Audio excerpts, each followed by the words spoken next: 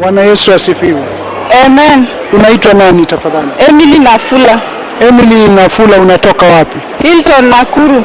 Hilton Nakuru. Na huyu ni nani? Mtoto wangu.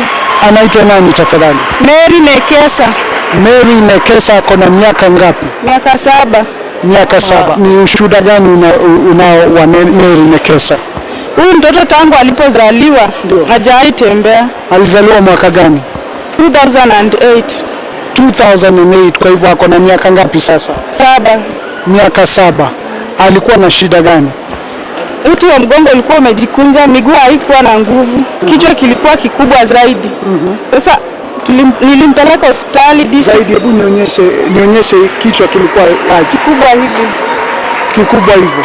Sasa kilala chini alikuwa amuki.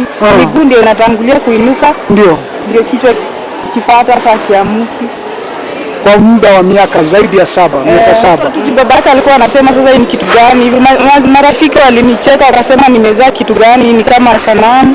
Juu hakuwa anaonekana kama mtu.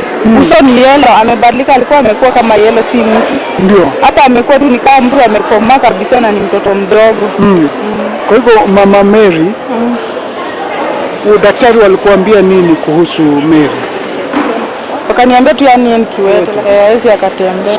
Mifupa zake hazina nini nguvu. Kuna district Kitale. Kitale district? Okay, kwa hivyo uko na stakabadhi zenyewe? Walikuambia atawahi tembea?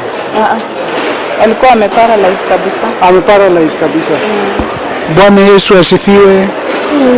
Unaitwa nani tafadhali? Mary. Mary. Mary, shida ilikuwa nini? Uko na tembea. Ulikuwa utembei? Nini ingine ilikuwa shida? Kichwa ilikuwa aje?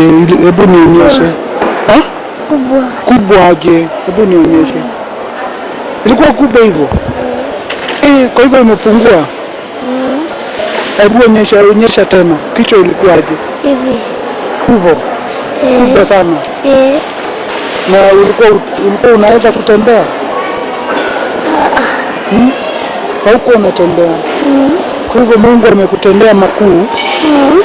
Watoto wengine walikuwa wanasema nini? Ati mimi. Kichwa kubwa. Walikuwa wanakuita kichwa kubwa? Na ulikuwa unalia?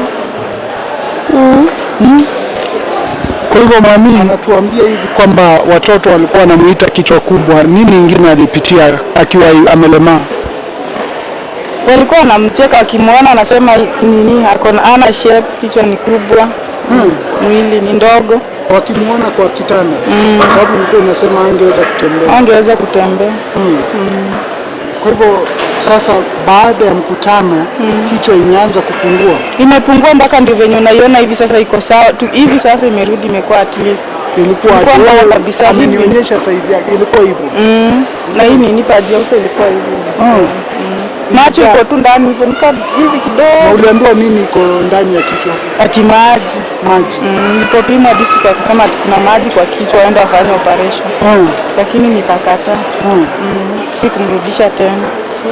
Nikaacha tu mpaka venye Mungu alimponya. Nilimshika kweli yenyewe, nikambeba, nikashika bila nguo, nikambeba na nikashika mguu mmoja hivi. Nikataka kumrusha ndani ya maji. Kuna kitu sijui ni nini hata yani, na hakuna mtu alikuwa huko, lakini kuna kitu kilinikuja nikaona tu yani nikaacha. Alafu nini ilitendeka?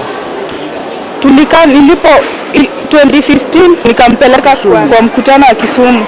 Tulipokuwa huko kwa mkutano ambao umeisha wa Kisumu na Nabii wa Bwana. Ndio. Tulipokuwa huko hivyo mtoto tukakaa siku ya 3 ya 4. Sasa tulipokuwa tunarudi nyumbani kwa gari akaniambia amechoka. Nikamweleza, sasa unaniambia umechoka, unataka kusimama na wewe hujai simama, itakuwaje leo simama? Akaniambia mtoto mwenyewe ndiye alikwambia hivyo? Kwa hivyo kuongea alikuwa anaweza kuongea? Alikuwa anaongea. Lakini kuamka alikuwa hawezi. Nikamwambia wewe huwezi kutembea. Akaniambia mama nataka kusimama. Ndio. Akasimama.